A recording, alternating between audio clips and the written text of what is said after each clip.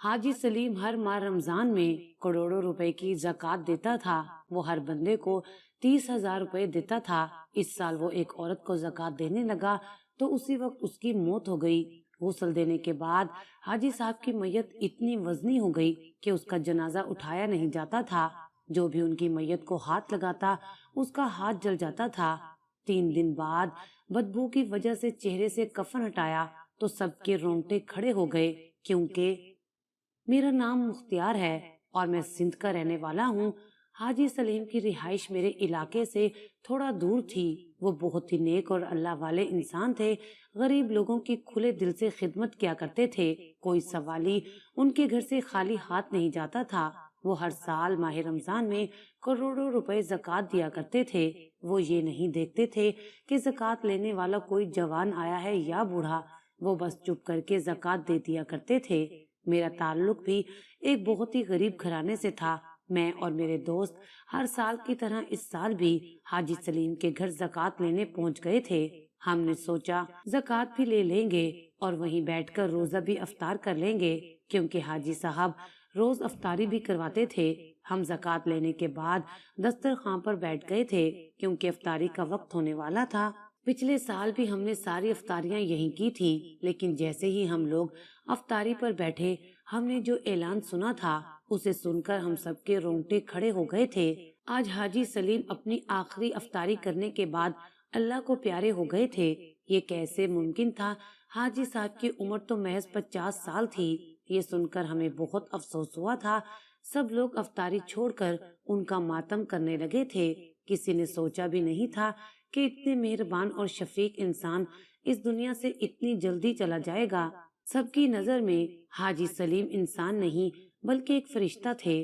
उन्होंने बहुत से गरीब लोगों की मदद भी की थी। कुछ गरीबों की बेटियों को सारा सारा जहेज और शादी के खर्चे भी दिए थे। अब उनका यूं चले जाना हमारे लिए बड़े दुख की बात थी, पर हम ये नहीं जानते थे कि हाजी सलीम की मौत उनके लिए एक बहुत बड़ी बदनामी का बाइस बनने वाली है। जिंदगी भर तो हाजी साहब ने नेक नामी में गुजारी थी, पर उनकी मौत पर ये सब तमाशा होगा ये बात कोई नहीं जानता था। खैर, मुझे मेरा दोस्त फुरकान कहने लगा कि हमें भी हाजी साहब के जनाजे में शरीक होना चाहिए और जाकर कफन दफन के इंतजामात भी देखने चाहिए, क्योंकि हम लोग तो उन्हें जानते भी थे और हम उनके करीबी लोगों में आते थे। मैंने और फुरकान ने सोचा भी नहीं था कि हाजी सलीम का जनाजा इस तरह से होगा। हम लोग जब उनके घर गए तो ये देखकर हैरान हो गए कि वहाँ पर तो कोई भी नहीं था। उनका घर खाली पड़ा हुआ था। घर में बस एक नौकरानी थी। हमने उससे पूछा कि हाजी साहब के घर वाले कहाँ हैं? इस नाजुक मौके पर तो उन्हें यहाँ होना चाहिए था। नौकरानी ने हमसे कोई बात नहीं की। उसकी आंखों में बेपनाह आंसू थे, गिला और शिकवा भी था। हमें कुछ समझ नहीं आई कि नौकरानी के रोने का क्या सबब बनता है। उसे देखकर ऐसे लग रहा था जैसे वो हाजी साहब से कोई शिकायत कर रही हो। उनके घर वाले भी वहाँ नहीं थे। मैं और फुरकान सोचने लगे कि अब क्या करें। बहरहाल हम लोगों ने उनके रिश्तेदारों को इत्तला कर दी थी, मगर वो लोग दूसरे शहर गए हुए थे। 300-400 किलोमीटर का सफर था। इतने लंबे वक्त के लिए हम उन्हें यूं ही नहीं छोड़ सकते थे। मैंने फुरकान से कहा कि हम हाजी साहब की मैयत को गुस्ल दे देते हैं, उसके बाद जो होगा वो देखा जाएगा। बाकी के इंतजामात उनके घर वाले संभाल लेंगे। फुरकान कहने लगा कि तुम सही कह रहे हो, कम से कम हाजी साहब के गुस्ल का इंतजाम हमें करना चाहिए। लेकिन जल्दी बंदोबस्त किया। जबकि मैं हाजी साहब को गुस्ल के लिए तैयार करने लगा, मगर जैसे ही मैंने उनकी आस्तीन से कपड़ा हटाया तो मेरे कदमों तले से जमीन निकल गई। मेरी तो आंखों तले अंधेरा छा रहा था। मैं सोच भी नहीं सकता था कि हाजी साहब की मौत ऐसे वाकया हो जाएगी, मगर हम क्या कर सकते थे? ये भी एक कुदरती अमल था। जब फुरकान आया, ये बात मैंने उसे भी बता दी कि हाजी साहब की मौत इस तरीके से हुई है।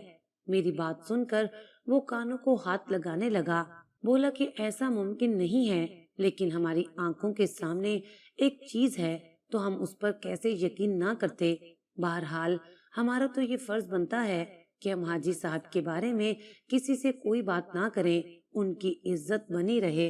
ان کے عیبوں پر پردہ پڑا رہے تو یہی بہتر ہے۔ میں نے فرقان سے کہا کہ چلو ٹھیک ہے، لیکن ہم ان کے کفن دفن کا انتظام کر دیں گے تو یہ بات کسی کو پتہ نہیں چلے گی، اور یہ بات ان کے گھر والوں سے بھی چھپ جائے گی، کیونکہ اگر یہ بات ان کے گھر والوں کو بھی پتہ چل جائے گی تو حاجی صاحب اپنے گھر والوں کی نظر میں بھی شاید گر جائیں گے۔ اگر کوئی عام انسان ہوتا تو ہم یہ بات سب کو بتا دیتے، لیکن انہوں نے ہر ماہ رمضان میں دل کھول کر زکوٰۃ دی اور ہزاروں لوگوں کو افطاریاں کروائیں، پھر ان کے ساتھ مرنے کے بعد یہ سب ہو، یہ بڑی حیرانگی کی بات ہے۔ کیا حاجی سلیم سے کوئی گناہ ہوا ہے؟ فرقان مجھ سے پوچھنے لگا۔ میں بھی حیران تھا، مجھے تو خود سمجھ نہیں آ رہی تھی کہ جو ہم نے دیکھا وہ سچ بھی ہے یا نہیں، کیونکہ اگر آپ بھی حاجی صاحب کو اپنے سامنے دیکھتے تو یقین نہیں کر پاتے کہ کوئی اتنا نیک اور فرشتہ صفت بھی ہو سکتا ہے۔ فرقان کہنے لگا کہ ہمیں اس کام والی عورت کو جانے نہیں دینا چاہیے تھا، ہمیں اس سے پوچھنا چاہیے تھا کہ اس کی آنکھوں میں بے پناہ آنسو کیوں تھے، آخر کوئی تو وجہ ہوگی۔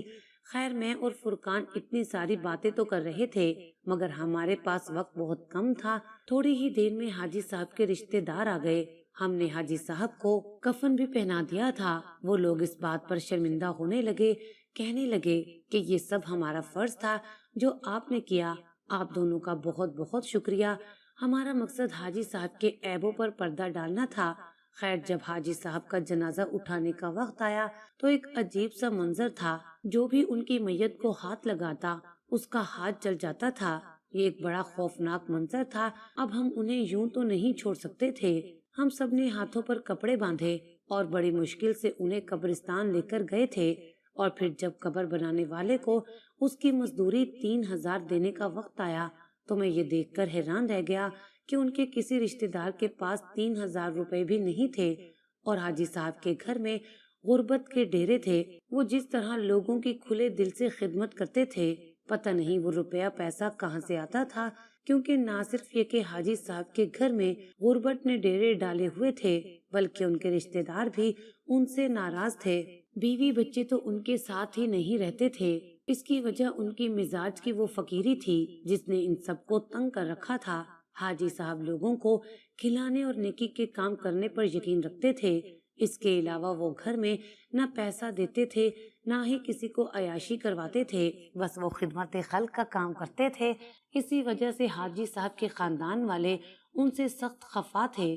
پر اب حاجی صاحب اس دنیا میں ہی نہیں رہے تو وہ بیچارے بہت پریشان ہوئے تھے۔ خاص کر حاجی صاحب کی بیوی تو پچھتا رہی تھی کہ اس نے اپنے شوہر کے ساتھ بدسلوکی کی۔ حاجی صاحب کو دفنائے جانے کا بندوبست کر لیا گیا تھا، مگر جیسے ہی حاجی صاحب کو قبر میں دفنایا گیا تب ایک شور سا اٹھا تھا جس نے پورے علاقے کو اپنی لپیٹ میں لے لیا تھا، کیونکہ آس پاس نہ صرف قبر میں بلکہ ہر طرف تیز آگ بھڑک اٹھی تھی۔ آگ اچانک سے بھڑک اٹھی تھی اور اتنی تیز تھی کہ ہمارے وجود بھی جلنے لگے تھے۔ ہمیں سمجھ نہیں آ رہی تھی کہ اتنی ساری آگ یکدم کہاں سے بھڑک اٹھی تھی، جبکہ آس پاس تو کوئی درخت بھی نہیں تھے، حتیٰ کہ مٹی سے بھی آگ نکل رہی تھی۔ اتنی زیادہ تپش اور گرمائش دیکھ کر سب لوگ استغفر اللہ کا ورد کرتے ہوئے وہاں سے پیچھے ہٹنے لگے۔ آگ اس قدر تیز تھی کہ ہم میں سے کوئی بھی حاجی صاحب کی لاش کو بھی نہیں اٹھا سکا۔ ان کی میت قبر میں ہی پڑی رہ گئی اور آگ نے ہر چیز کو اپنی لپیٹ میں لے لیا، حتیٰ کہ حاجی صاحب کے کفن کو بھی آگ نے پکڑ لیا۔ جب ایسا ہونے لگا تو مجھ سے تو رہا نہیں گیا۔ میں نے فائر بریگیڈ والوں کو بھی کال کر دی تھی اور لوگوں سے کہا کہ ٹھنڈی مٹی لے کر اس آگ پر ڈالیں تاکہ کم از کم لاش کی بے حرمتی نہ ہو۔ سب لوگ مجھے کوسنے لگے، بولے کہ تم کوشش کرو گے تو تمہارے ساتھ بہت برا ہوگا، کیونکہ یہ اللہ تعالیٰ کی طرف سے ہے، ضرور اس حاجی صاحب نے کوئی گناہ کیا ہوگا۔ باہر سے اتنا نیک بنا پھرتا تھا، ہر کوئی اس کی نیک نامی کے گن گاتا تھا، لیکن دیکھو کہ قبر پر کیا ہوا ہے، ورنہ تو ایسا ممکن ہی نہیں کہ ایک شخص کی قبر پر یوں آگ بھڑک اٹھے۔ مطلب تو یہی ہے کہ حاجی صاحب نیک بننے کی اداکاری کرتے تھے۔ جنازے میں آئے ایک شخص نے جب یہ بات کہی تو مجھے اس پر افسوس ہونے لگا۔ میں سوچ نہیں سکتا تھا کہ لوگوں کے چہرے اتنی جلدی بدل سکتے ہیں۔ کم از کم لوگوں کو ایک شخص کے جنازے پر ایسی باتیں کرنے سے گریز کرنا چاہیے۔ میں نے کہا ہو سکتا ہے کہ یہ سب کچھ اتفاق سے ہوا ہو، آپ کو ایسی باتیں نہیں کرنی چاہیے۔ اس آدمی نے مجھے بھی کہا کہ تم ان معاملوں میں نہ پڑو، اور پھر وہ آدمی وہاں سے چلا گیا۔ باقی لوگ بھی ایسے ہی تھے، سو باتیں کرنے لگے، کہنے لگے کہ ہم نے تو ایسا پہلی بار ہوتے دیکھا ہے، ضرور حاجی صاحب نے کوئی بڑا گناہ کیا ہوگا۔ لوگوں کے جانے کے بعد جب میری نظر حاجی صاحب کی قبر پر پڑی تو میرا دل خون کے آنسو رونے لگا۔ ان کا آدھا کفن جل چکا تھا۔ حاجی صاحب کے رشتے داروں نے فوراً ہی دوسرے کفن کا بندوبست کر دیا اور یوں ان کو قبر میں دفنا دیا گیا۔ مگر یہ قصہ یہیں پر ختم نہیں ہوتا۔ اگلے دن جب میں فرقان اور باقی لوگ مسجد میں نماز پڑھنے گئے تو لوگوں کی زبان پر ایک ہی ذکر تھا کہ حاجی صاحب سے ایسا کیا گناہ ہو گیا جو مرتے ہی ان کی قبر پر آگ لگ گئی۔ نماز کے بعد جب سب لوگ مسجد سے باہر نکلے تو تیز بھڑکتی آگ نے ان کا استقبال کیا۔ قبرستان سامنے ہی تھا۔ آج پھر حاجی صاحب کی قبر پر آگ لگی ہوئی تھی۔ اس بات پر سب کے منہ کھلے کے کھلے رہ گئے۔ کوئی بھی سوچ نہیں سکتا تھا کہ یہ اتفاق دوبارہ ہو جائے گا۔ ہم سب بھی پریشان ہو گئے تھے۔ یہ بات بڑی حیران کن تھی، لیکن فی الحال یہ سوچنے کا وقت نہیں تھا، کیونکہ آگ آس پاس بھی لگ چکی تھی، اور اگر یہ نہیں رکتی تو پھر مسجد تک بھی پہنچ سکتی تھی۔ سبھی کو اس بات کی فکر تھی۔ ایک آدمی تو غصے میں کہنے لگا کہ حاجی سلیم نے اتنا فائدہ نہیں دیا جتنا نقصان کر دیا ہے۔ لگتا ہے کہ ان کی قبر کو یہاں سے اکھاڑ کر کسی دوسری جگہ منتقل کرنا پڑے گا، ورنہ تو روزانہ یہاں آگ لگی رہے گی۔ تب ہم لوگ کیا کریں گے؟ میں حیران تھا کہ یہ کیسے سب لوگ حاجی صاحب پر باتیں کر رہے ہیں، حالانکہ ایسا کرنا سخت گناہ ہے۔ آگ کسی اور وجہ سے بھی تو لگ سکتی تھی، پر ایسا کون سوچتا ہے؟ ہمارے ہاں تو جو بات ہو جائے لوگ اس کی تحقیق کیے بنا ہی اپنی اپنی زبان کھول لیتے ہیں اور پھر دوسرے پر کیچڑ اچھالتے ہیں۔ میں بھی خاموش ہو گیا تھا، پر میں نے ایک بات دل میں ٹھان لی تھی کہ میں آج کی آگ بجھانے کے بعد کل یہاں پہرا دوں گا۔ مجھے شک تھا کہ یہ آگ خود بخود نہیں لگتی بلکہ لگائی جاتی ہے۔ اس آگ کے پیچھے کسی اور انسان کا ہاتھ ہے، پر وہ انسان ایسا کیوں کرے گا؟ وہ کیا چاہتا تھا؟ اور پھر حاجی صاحب کی آستین والی بات جو میں نے کسی کو بھی نہیں بتائی تھی، سب سے چھپائی تھی، اب مجھے بے چین کر رہی تھی۔ میں یہ بات کسی کو بتانا تو نہیں چاہتا تھا، پر میرے دل میں طرح طرح کے سوال جواب آ رہے تھے۔ اب مجھے حاجی صاحب پر شک ہونے لگا تھا، مگر میرا شک مختلف نوعیت کا تھا۔ آج آگ بجھانے کے بعد میں نے فرقان سے بھی یہی کہا کہ کل ہم یہاں قبرستان میں ہی چھپ جائیں گے، دیکھیں گے کہ آگ کیسے لگتی ہے، کب بھڑکتی ہے اور یہ کیوں ہوتا ہے۔ فرقان کہنے لگا کہ پہلے تو میں بھی حاجی صاحب کو بہت نیک سمجھتا تھا، پر اب مجھے لگتا ہے کہ لوگ ٹھیک ہی کہتے ہیں۔ دیکھو، کیا کبھی تم نے سوچا کہ حاجی صاحب اتنے پیسے کہاں سے لاتے تھے؟ ہزاروں لوگوں کو زکوٰۃ دیتے تھے اور پھر افطاری کا بندوبست کرتے، اور وہ بھی کوئی عام افطاری نہیں، شادی کے کھانوں جیسی افطاری کرواتے تھے۔ اگر وہ امیر نہیں تھے تو اتنا پیسہ آتا کہاں سے تھا؟ کبھی کسی نے حاجی سلیم سے یہ بات تو نہیں پوچھی تھی۔ اب تم خود سوچو، پیسہ حلال کا ہے یا حرام کا، یہ بھی کسی کو نہیں پتا۔ فرقان کے دل میں بہت سارے شک جنم لے رہے تھے۔ یہ تو مجھے بھی نہیں پتا تھا کہ حاجی صاحب اتنا پیسہ کہاں سے لاتے تھے، لیکن میں ان پر شک بھی نہیں کر سکتا تھا، کیونکہ اللہ تعالیٰ نے جس شخص کو اتنی عزت دی ہو وہ برا ہو، یہ کیسے ممکن ہے؟ اس لیے مجھے یقین تھا کہ یہ کسی نہ کسی کی سازش ہے، لیکن سازش کیوں ہے؟ حاجی سلیم سے نفرت کون کر سکتا تھا؟ وہ تو ایک فرشتہ صفت انسان تھا اور ہر شخص پر اعتبار کرتا تھا۔ اس کے باوجود بھی فرقان میرے ساتھ نہیں آ رہا تھا۔ میں نے سوچا کہ اب میں اکیلا ہی جاؤں گا اور قبرستان میں پہرا دوں گا۔ اگلے دن فجر سے ذرا پہلے 3 بجے کے قریب میں جا کر قبرستان میں چھپ گیا۔ میں ایک درخت کے پیچھے چھپا تھا، مگر اس دن ایسا کچھ بھی نہیں ہوا، نہ ہی وہاں آگ لگی اور نہ ہی کوئی اور معاملہ ہوا۔ میں نے سوچا کہ شاید 1-2 دن کی بات تھی، واقعی یہ سب قدرت کا کھیل تھا۔ میں خاموشی سے گھر آ گیا۔ اس دن آگ نہیں لگی، لوگ بھی اس بات کو بھولنے لگے، مگر 2 دن گزرے تھے کہ مجھے حیرت میں ڈال دیا تھا۔ میں نے سوچا کہ میں جا کر قبر کا غور سے جائزہ لوں گا۔ قبرستان میں پورا گھومنے پھرنے کے بعد مجھے معلوم ہوا کہ کوئی یہاں آتا ضرور ہے۔ میں نے دیکھا کہ ایک جانور کے پاؤں کے نشان تھے۔ جانور تقریباً ہاتھی جتنا ہوگا، اور اتنے بڑے پاؤں کے نشان دیکھ کر میرے رونگٹے کھڑے ہو گئے تھے۔ اب تو مجھے بھی اس بات پر یقین ہو چلا تھا کہ حاجی صاحب واقعی میں گناہگار تھے، پر یہ جانور کس قسم کا تھا جو اس قبرستان پر آتا تھا؟ اس کے پیچھے کوئی تو وجہ ہوگی۔ مجھے روزانہ قبرستان بیٹھنا تھا۔ میں نے دل میں تہیہ کر لیا کہ آگ لگے نہ لگے پر میں یہاں ضرور بیٹھوں گا، لیکن اتنا سارا وقت میں کہاں سے لاتا؟ پھر میرے دماغ میں خیال آیا کہ میں کیمرہ لے کر آتا ہوں، کیمرے کا کنیکشن اپنے فون سے بھی رکھوں گا اور دیکھتا رہوں گا کہ قبرستان میں کیا ہو رہا ہے۔ جیسے ہی کوئی مشکوک حرکت ہوگی، میں اپنے گھر سے یہاں آ جاؤں گا اور دیکھ لوں گا کہ کون ایسا کرتا ہے۔ کیمرہ لگانے کا کام میں خفیہ طریقے سے کرنا چاہتا تھا، کیونکہ میں نہیں چاہتا تھا کہ علاقے کے لوگوں کو اس کی خبر بھی ہو۔ میں نے بڑی رازداری سے یہ کام کر لیا۔ کیمرہ لگانے کے بعد میں سکون سے اپنے گھر لوٹ گیا۔ اگلے ہی دن 3 بجے مجھے کیمرے میں حرکت محسوس ہوئی۔ جب میں نے اسکرین پر دیکھا تو میری جان نکل گئی تھی۔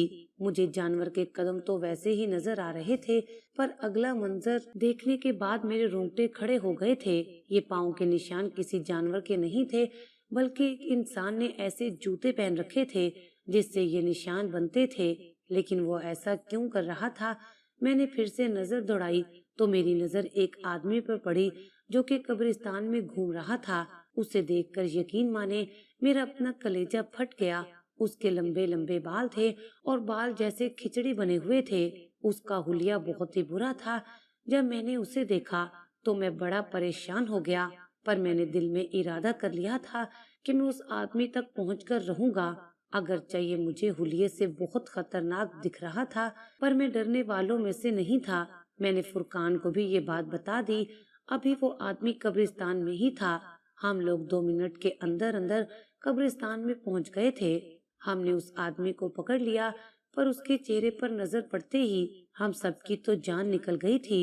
وہ کوئی اور نہیں، وہ تو ایک تنظیم کا سربراہ تھا۔ اس کی تنظیم کو ہم سبھی جانتے تھے۔ یہ انسان بھی خدمت خلق کا کام کرتا تھا، پر ہم نے کبھی اسے کوئی چندہ وغیرہ اکٹھا کرتے نہیں دیکھا تھا، بلکہ وہ بہت کم ہی لوگوں میں آتا تھا۔